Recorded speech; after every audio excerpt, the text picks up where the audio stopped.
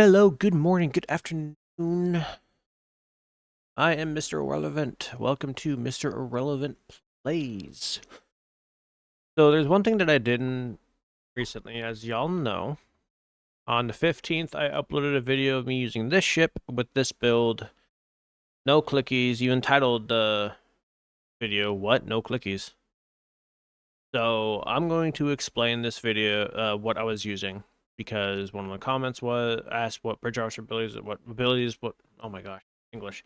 What bridge officer abilities I was using and what, traits I was using. So here we are. I didn't do that. So I am so sorry. So, as you all know, this is the ship that I used in the video. This is the exact same loadout. I didn't change a single thing. I even saved it. So then I could switch to it time to time. This ship was an event ship that we all got for free, which I thought was fitting. So I thought, why not? As for the setup, I am using 4 single beams. All of them are the Federation phasers. The non-refit ones, I'm using dual beam. That is a Federation phaser as well. My 3 Omni beams, the Pavan Omni, which of course event. I got the basic harmonic Omni beam, which I actually will switch to the other omnidirectional phaser beam that I have, which is a refit one. Fortunately, I could not get my hands on the base on a normal Federation phaser isn't refit, but whatever. And then the cunning beam. I could probably also add like the Terran single beam and the Discovery reputation dual beam as well to add extra little bit of DPS too. And I might even make another video updating this build a bit because I've been playing with traits and I found a few that I really like. For consoles, I am running 4 isomags, all phaser. Science consoles, I am running the ultimate modifier Swarm, which is low B console, increases your critical chance by 3.9% and increases accuracy. The drone that it spawns is 110% useless. The other parts are not. The assimilated module, which is a reputation console, which increases your critical chance and severity, along with increasing your control and your passive hull restoration, which is good. I am also running the Bio-Neuron Fusion Circuits, which is another low B console, increases your critical severity, along with your control expertise and your maximum hull. Next one is the Technonet Converter, which also increases your control expertise, your flight turn rate, which is awesome, your critical chance, and critical severity. First tactical consoles is Lorca's Custom Fire Controls. If I were using the dual beam for this weapon set, I'd be getting the 2 bonus, but I am not because some of you might not know, I love theme building. So I like, and the ships from the future, Federation phasers are from the future, so boom. If I use a 2-piece set, I probably would have gotten even more DPS, but I didn't. This is Discovery Reputation. Next console is Sustained Radiant Field, which comes from the Iconian Reputation. This gives a bonus to outgoing hull heals, so 26.3% of that, plus 13.2% all weapon damage, and plus 26.3% to bonus shield heals. And then the last console I am running is the Tactical Console Bellum Directed Energy Distribution Manifold. It's basically a console that just boosts beam damage, just straight beam damage, but then also gives you critical chance. These are the only tactical consoles that I find to be worth using that actually can be used with isomags. So if you're doing a build where you're not using clickies, these things are the best. Along with, of course, Lorca's Tactical Custom Fire Matrix, got a few universals from Reputation you can use. To get those tactical consoles, you either have to do like the daily, once a day, or in this case, hourly, since I'm tier 6, to get the console to drop, or you can just buy it outright from here. There's 2 versions. There's a beam version with critical chance, and then there's a cannon version with critical chance. There is one that also increases your max haul, which also would be pretty good with Tyler's duality, because the more haul you have, the higher crit chances. But I think just having the Also increase your crit chance, which is awesome. Because I'm actually can get from here 7.5, and these at epic, I think boost it to 1.6. 1.6. I think it is. Yes, it is. And depending on the ship that you're having, if you have a ship that has like 5, go ahead and do some here. Or maybe I'm just being a big dumb. 8. Yep. No, it would just be better. So yeah, there's that. And also with Lorcas, it's, you know, too good. So, especially with, you know, universal consoles, like yeah, it'd just be better just spamming these out, which I would, but I just don't have the ability to do so. As for my ability spam bar, it is 9 and 10. So I'm running Beam Fire at Will 3, Engineering Team 2, Attack Pattern Alpha, Going Down Fighting, because I'm a tactical tune, so I definitely run these 2. Emergency Powered Auxiliary 3, Attack Pattern Beta. I am running Jamming Targeting Sensors for Uncon, which I don't even have equipped. Why? Now I do. Okay, so I probably could wait, that's right. Uncon doesn't even go on this build, and never mind. So what trait should I? Fervor. You know what? I think I'll do dual. Yeah, duel's fervor. So anyway, so I don't even have a very real reason why to use this, honestly. To be honest. Well, next ability is a captain ability, Fireman Mark III. Next one is Cannon Rapid Fire, because I am using Hellbore. So that does help with the damage. Next one is Scrambled Sensors, which would have been for Uncon, but again, since it's Uncon, I probably should replace that with something else. Next one is Photonic Officer 2 for increased cooldown. And I'm running distributed targeting 1. Then for my specialization, secondary is, I think it's called. Okay. Oh wait, no. Yep, strategist. It comes with this ability, which is very, very good for practically like any like tactical or tanking or any energy weapon damage or tanking build. It's good for practically any build. It's a really good ability to get, and it's free. Next one is another captain ability of vulnerability, sweep. Those that run tactical know exactly what this does. Increase your weapon armor penetration. Granted, armor pen is not as viable as it used to be, but it's still good to have. Another captain ability, tactical initiative 3. And I'm running best served cold for not Hellbore Light, temporal tunneling. Temporal tunneling is actually like really big with this build. So actually, I think I know what I would do. I would replace this with Very Cold in Space. And then I would replace this with Tychon's Rift. And then there, I got 2 more abilities that proc temporal tunneling. Next one, emergency powered engines. Yes, I have them both on my spam bar, and they both do share the cooldown. However, with cooldown reduction, I can basically activate these, you know, repeatedly and not have any issues. Another engineering team, and I'll explain why I'm running 2 engineering teams here in a bit. Next ability is emit unstable warp bubble, which I probably should definitely replace with either aceton beam or eject warp plasma. Like either one of those will work. And then the last one on my spam bar is just tactical fleet, just so that it's there.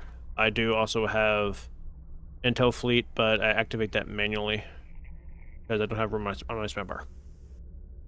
So that's my spam bar. With this new event, I do actually have the new event items, so I'll go ahead and add that, and I'll also add red matter capacitor to it, so then I'll have a little bit more to the setup. There we go. So as for traits, for personal traits, I'm running a Good Day to Die. It is the best trait in the game for tactical characters. This is a must-have with any build. If you don't have anything yet, I would say definitely get this one first, and then get Uncon second, and then proceed to get the rest. Next one is Adaptive Offense. I remember when this trait first came out. I've been using it since it came out, and so many people back in the day that were part of the DPS League, like there was a completely different DPS League back then than it is now, they were all saying this trait's like not worth it and should be used. Well, now everyone in the current DPS League is practically using it. Not everyone, just a lot of them. From my understanding, I don't talk to anyone from the DPS League, but I do talk to people who talk to people within a DPS League, so as far as I'm aware, this is still widely used. Next trait. Fireball Escape. I pretty much run this on every build, because it makes you immune to Warp Core breaches, and it gives you 20% critical severity for 30 seconds when you get hit by a Warp Core breach. It's great. Next trait is Inspirational Leader for additional cooldown. I like cooldowns. Pretty much what that does. Next one is a Fragment of AI Tech. This boosts your energy weapons based on how much control you have. I'm currently at pretty high control because of all the buffs I have from all those non-clicky universal consoles I have. So it's at 28.8% at a maximum of 30%. So my control is practically almost at 300. So that's a huge buff and pure damage, which is great for my weapons. Next trait is Intelligence Agent Attaché. For those that don't know what this trait is or what it does, this is one of my favorite traits. I love running this trait. I don't leave home without it. Like, for me, it doesn't matter what build I'm doing. I'm running this trait because weapon critical strikes permanently recharge captain abilities. Meaning you can, if as a tactical, you can spam attack pattern alpha. It's great.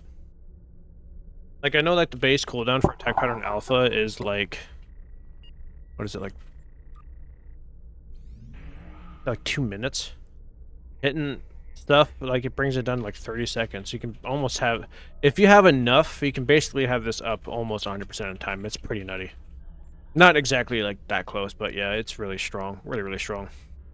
Next one is Terran Targeting Systems for an additional 15% critical severity. Next one is going to be Symbiotic Ice. Adds 6% beam weapon damage as additional cold damage, so it's just, more damage to have. I did replace that one trait with Duelist Fervor. Whenever you or a teammate kills something, you gain bonus all damage by 5%. And you gain accuracy by +5, and that stacks up 3 times. So that's an additional 15% and +15 accuracy, which is actually pretty awesome. Next one is Boimler Effect. 17.5% chance to recover the recharge time of all other bridge officer abilities. So, I mean, it's, again, cooldowns. And then the last one is Fresh from R&R. This one is one of the biggest ones that I pretty much always use, and it's another reason why I'm running 2 engineering teams, because when you activate that, the next one's 10 seconds instead of it being 15. And the reason why I'm running 2 engineering teams is because I'm running flagship staffing. And what that does is on any command and healing abilities, you gain weapon fire cycle haste. And if you look here, oh, it was already active. It cuts your beam fire will, instead of being at 30 seconds, it goes straight down to 15. Like, immediately. It's speaks for itself. It's worth it. Those are my personal traits. For Starship traits, I am running a broadside beam support, which comes off of a Zen ship. We just have to find it. Oh, look, they're actually doing a sale. They are. Never. Okay, we'll get into that later.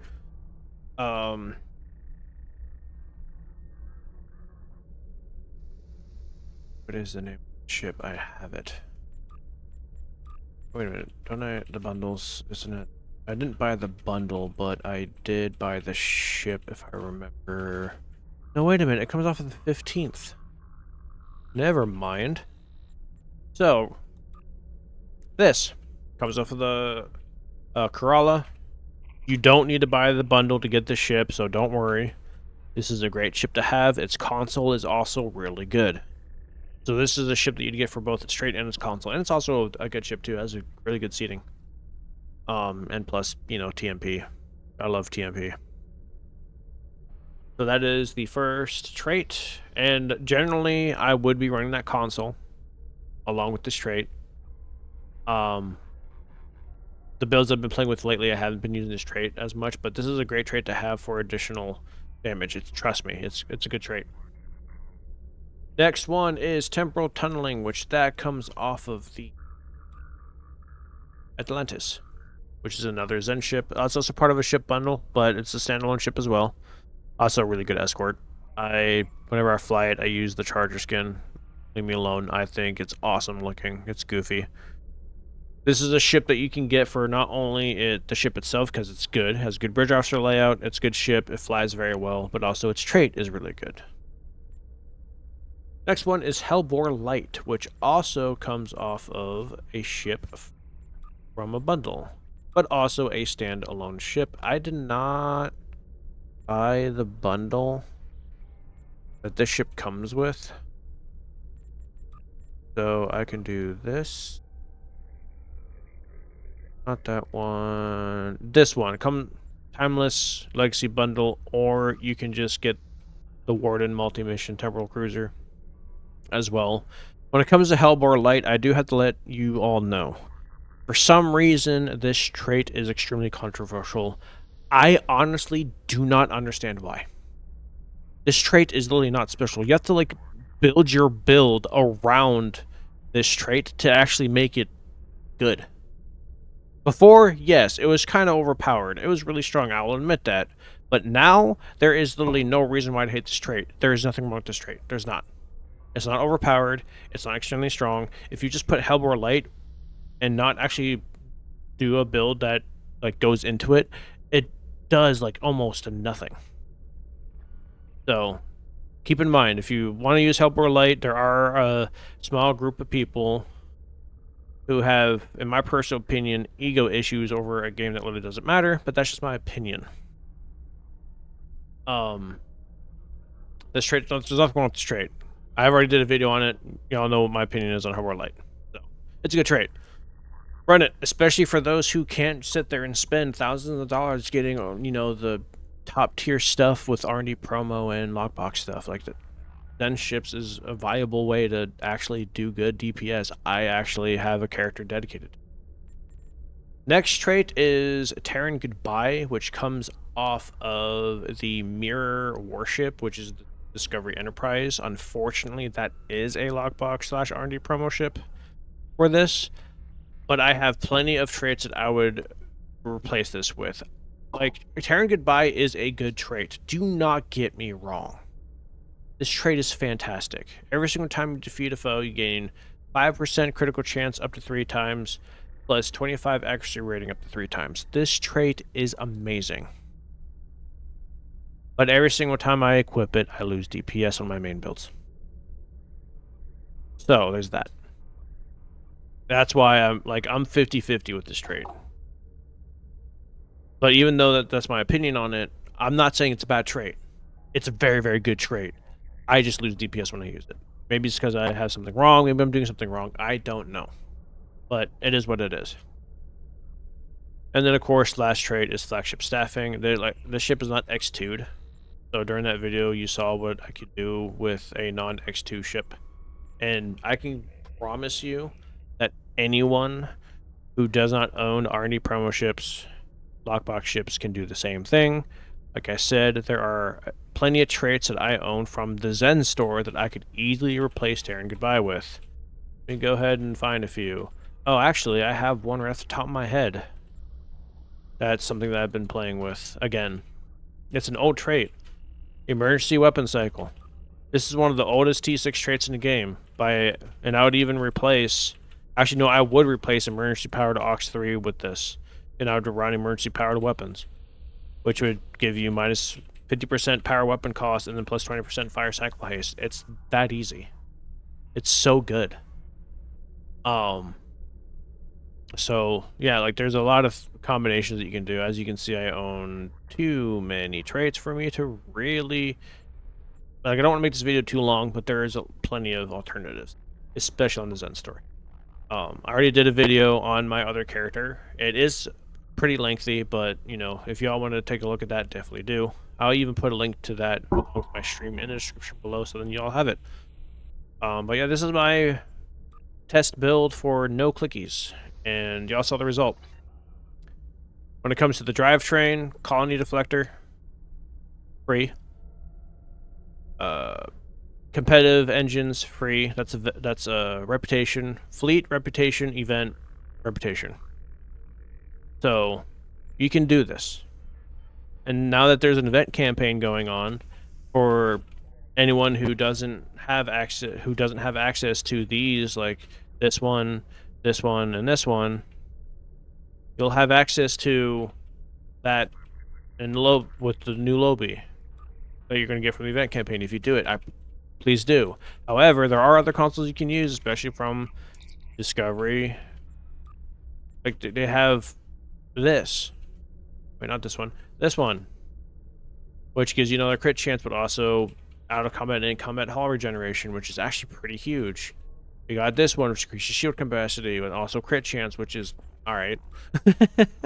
You also even have like this console, which increases your EPG, and then this console, which increases your control, which this console would be awesome, especially if you're running this one, Fragmented of AI Tech. You could probably just get like a few of those and have 300 control, and then have more for others. So there's a lot you can do with free, without having to actually spend money on R&D promo ships or lockbox ships. Yes, getting Zen ships is, you know, 90%, like most of the time you probably are spending money, but the event campaign you do get 2 free ship upgrade, I mean not ship upgrade tokens, 2 free T6 ship coupons.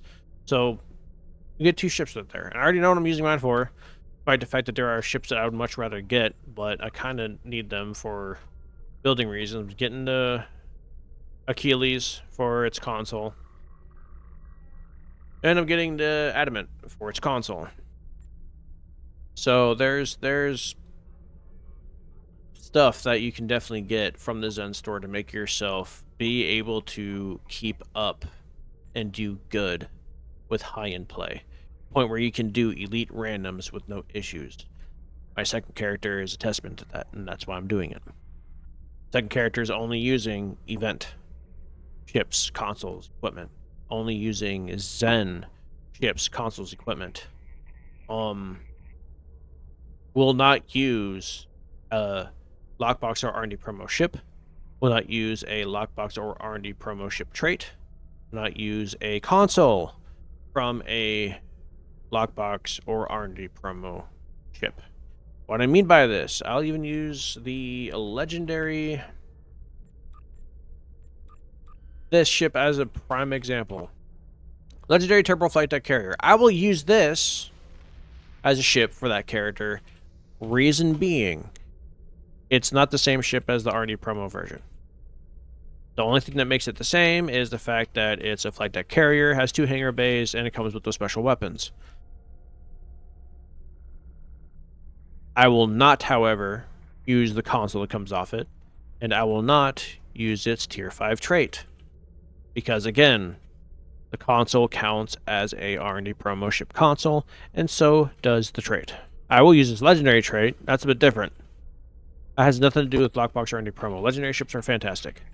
Legendary Miracle Worker Cruiser. I'll use the ship. I will not use the console, and I will use the legendary trait. I will not use the trait that comes from it. Like, then so on and so forth. So, like, I own a lot of these. Like, I own most of the legendary ships on, like, each faction. Like, I own, well, there's only one for Gemidar. There's, I think I only a total of 5 on Romulan and, like, 5 on KDF. So I own all the KDF, all the Romulan. Luckily, they don't have the same problem except for the legendary D7. Fly legendary D7. Will not use its trait or its console. Or consoles, I should say. With this one, every single one of these are okay to use. So, like, there are ways to... Like, I even use the Glen. Just won't use either of its personal starship traits because they're both, you know, R&D promo lockbox, which is kind of a shame because the Terran Mechanics is actually a really good trait, and Black Alert is just fun to use. So I'm literally limiting myself really hard, even with the stuff that I do own. There is a ship that I have that is a prime example that comes from the 15th anniversary bundle. And it's this one. This ship, lockbox, R&D promo.